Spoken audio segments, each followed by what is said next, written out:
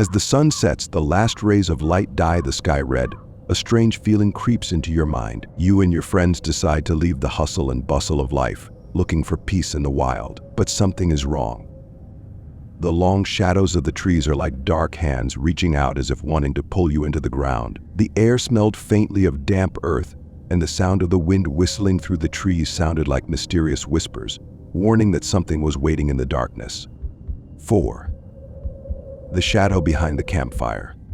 It was supposed to be just a normal camping trip, a typical excursion with the Boy Scouts when I was 15 years old. The air was fresh with the smell of pine and earth, and the sun sank below the horizon, casting long, eerie shadows through the trees. We spent the day hiking through the dense forest, our boots trampling fallen leaves and branches as we made our way to the campsite.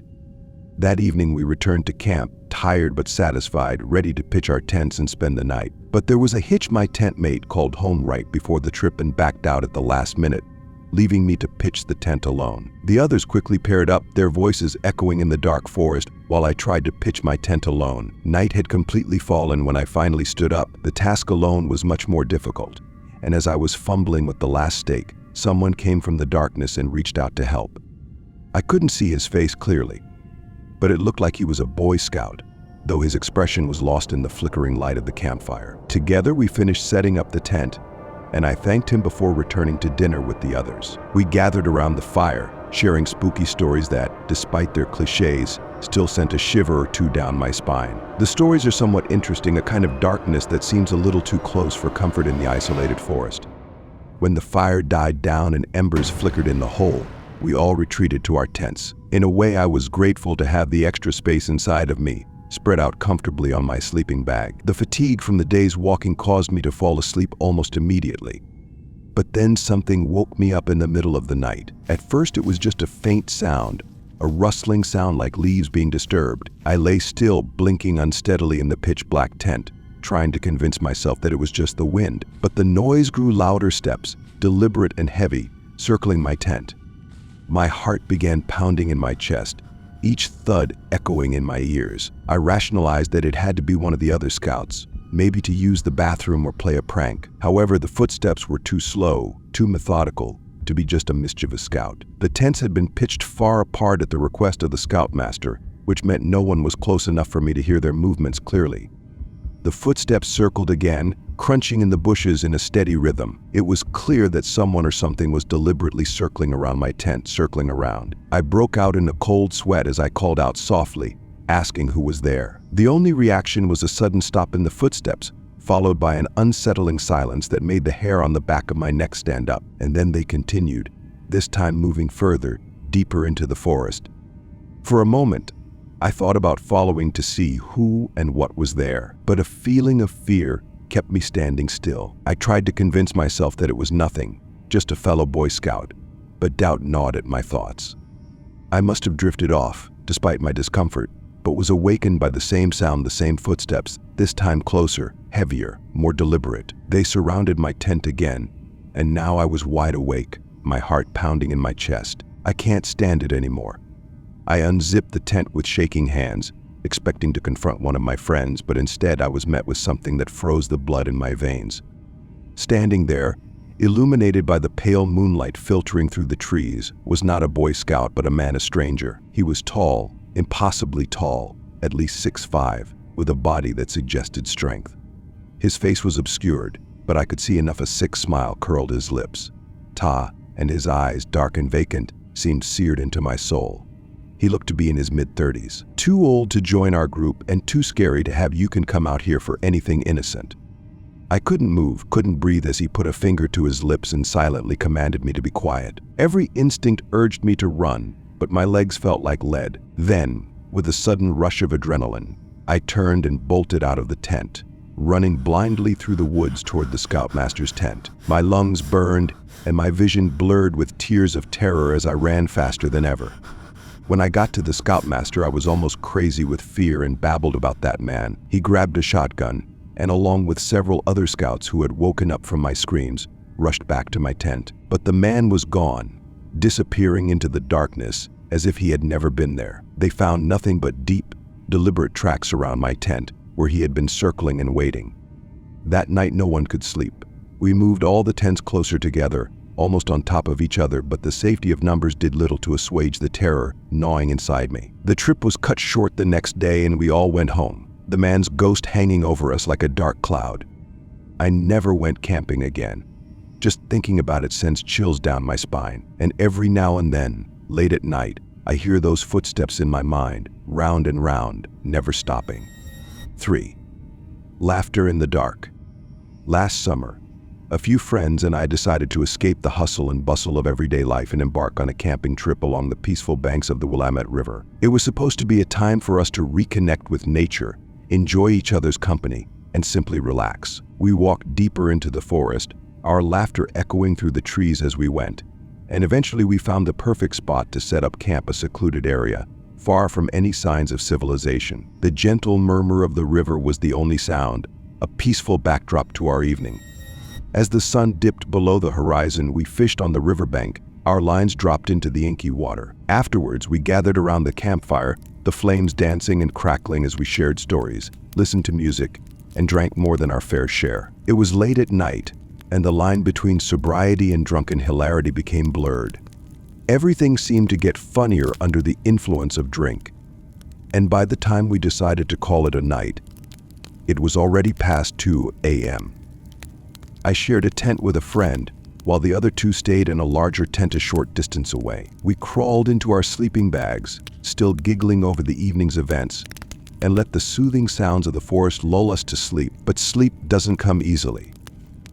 At first, it was just a faint laugh, almost imperceptible in the background noise of the night. My friend and I assumed it was the others, still awake and playing around in their tents. But as the minutes passed, the laughter did not stop. Instead, it grew louder, more distinct, and somehow off.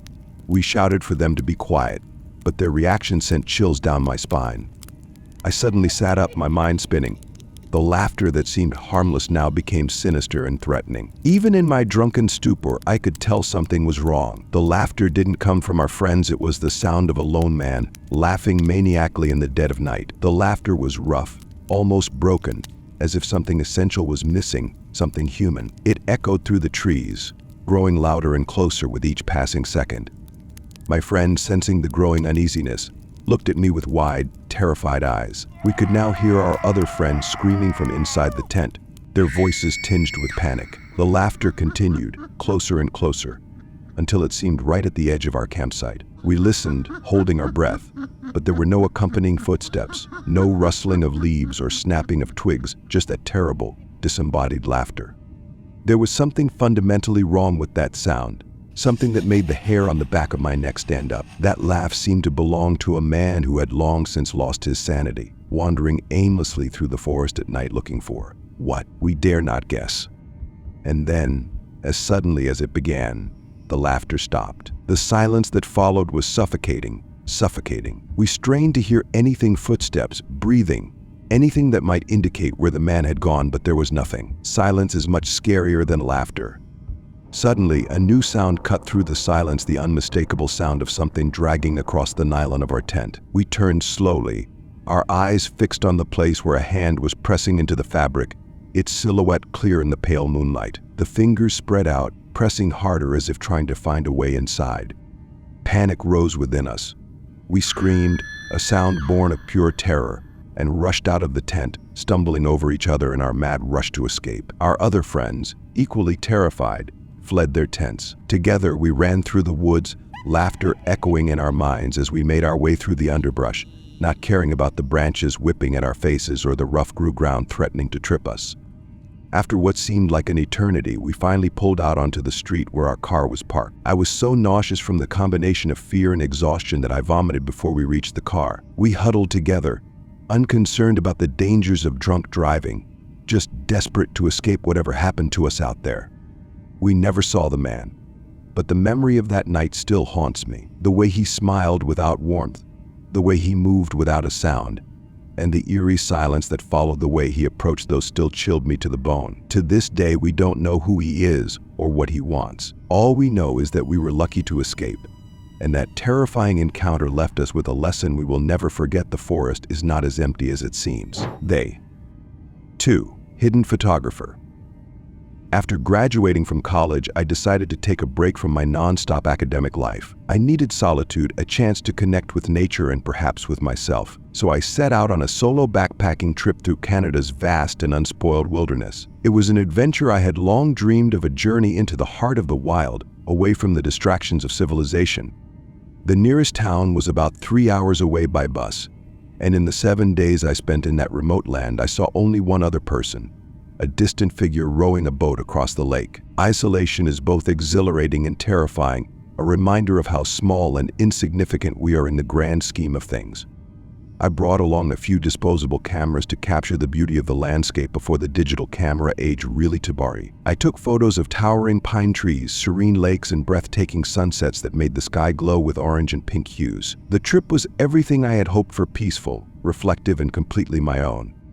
When I finally returned home, I was eager to develop the film, eager to relive those moments through photos. The first few photos were exactly what I expected: nature in its purest form, untouched by human hands. But when I reached the middle of the scroll, something changed. There, among the images of calm lakes and dense forests, were two photos that made my blood run cold.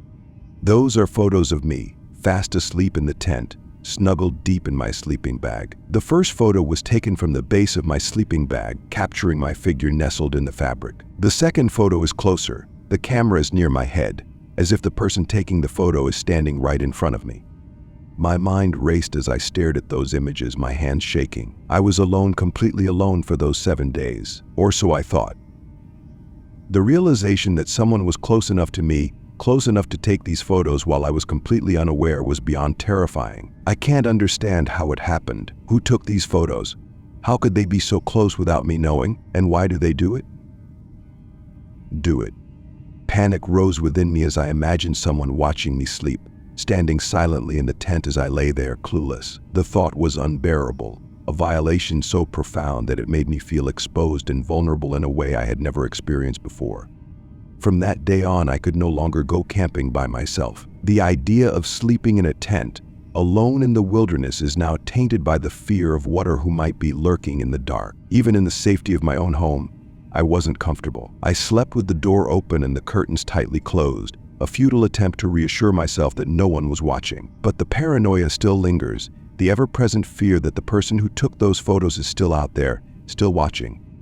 It's been many years since that trip, but the images of those photos are still burned into my memory, reminders of the darkness that can exist in even the most beautiful places. And no matter how much time passes, I still can't shake the feeling that somewhere out there, the person who took those photos is still watching me, waiting for the right moment to reveal themselves. Once again. 1. Haunting in the deep forest. My boyfriend and I decided to venture out to a remote canyon for a weekend of camping, just the two of us, away from everything. We had camped with others many times before, but this was the first time we went alone. There was a strangely quiet atmosphere as we drove back to the starting point, a feeling that gives you goosebumps for no apparent reason. As we got out of the car to begin our hike, two men appeared from the trailhead. They looked rough, their eyes cold and empty, as if they had seen too much. They stared at us without blinking before turning back to their beat-up Volkswagen camper. A shiver ran down my spine, but I shrugged. This was supposed to be our adventure after all. We began our journey to our campsite, a familiar place deep in the forest, where the trees were dense and the darkness increasingly dense. I had camped in this area several times before and knew the terrain well, or so I thought. As we searched for the perfect spot, I noticed someone else camping on a distant hill. It looked abandoned, but I couldn't shake the feeling that we were being watched. We chose a lower spot, hidden but not too far from the trail, thinking we would still be able to hear any hikers passing by. As we set up camp, the sky began to darken unusually quickly. The air became heavier. I felt an uncomfortable feeling creeping in that I couldn't explain. Just as we finished, a man suddenly appeared from the darkness, one of the people from before. He smiled, but it didn't reach his eyes. His presence was unsettling, like a shadow that had taken on human form. "Need any help?" he asked, his voice carrying a sinister tone. Before we could answer, he offered to sell us firewood for $10. I forced a smile and pointed out that we were surrounded by trees. He didn't smile back. Instead, he said in a low voice, "You won't find much. They wiped it out in the last few weeks." I asked him how long he'd been here, and his answer chilled me to the bone. About a month, he said, as if camping alone in the wilderness for that long was normal. When I pressed him, he insisted that he was alone, but something in his story didn't add up. At that moment, I heard a faint scream from up the hill. He flinched, quickly muttering something about some people he knew camping across the river. But I know he's lying. His eyes narrowed nervously as he spoke, and I could tell he was hiding something. He led us to his camp, where I saw enough supplies for many people, not just one. He kept talking about how he liked being up high where he could see everything, especially down below where we were setting up camp. The way he said it gave me goosebumps. At this time it was pitch dark, but he still stayed behind to help us light the fire. I wanted him to go, but he refused to heed the suggestion. In the end, he left, but the feeling of insecurity remained. I whispered to my boyfriend that there was no way I could sleep with that man in the hills and spy on us. My boyfriend tried to reassure me, suggesting we stay a little longer, but as night fell, every sound of tree branches, every rustle of leaves made my heart skip a beat. It felt like we were being hunted, followed by something invisible. I know it's him out there. I could feel his eyes following us, his presence looming in the darkness, just beyond the firelight. I could barely breathe from fear, whispering to my boyfriend that we needed to leave, and now. We packed our bags in silence, leaving the tent behind because the noise might have alerted him. Just as we were about to leave, a voice interrupted the silence, his voice, shouting something unintelligible. We didn't stop to listen. We ran, darkness closing in around us, his voice echoing through the trees, urging us to turn back. But we didn't. We ran faster, each step a desperate attempt to escape the fate he had arranged for us. In my mind, I saw only one outcome if we stayed: robbery, assault, or worse. The stories he told us, the lies he spun, they all pointed to one thing: he wasn't alone, and he wasn't just camping. The next morning, I called the rangers and told them everything. They promised to check, but I knew the man had walked away, leaving behind nothing but the chilling memory of his presence. We were lucky to escape, only losing one tent, but the thought of what might have been, what almost was, still haunts me to this day. The forest, once a place of peace and adventure, has now become a prison of darkness and fear. And somewhere out there, I know he's still watching, waiting for the next unsuspecting camper to stumble into his domain. As the fire fades and night passes, you may think you're safe, but don't be too quick to rejoice. Memories of your camping trip will always haunt you, like a ghost that never goes away. You may have left the forest, but what happened in the darkness will never go away. Remember, when you camp in nature, the peace is just a cover for the horrors that await. Who knows, maybe tomorrow you will become the main character in a horrifying story that someone will tell by the fire.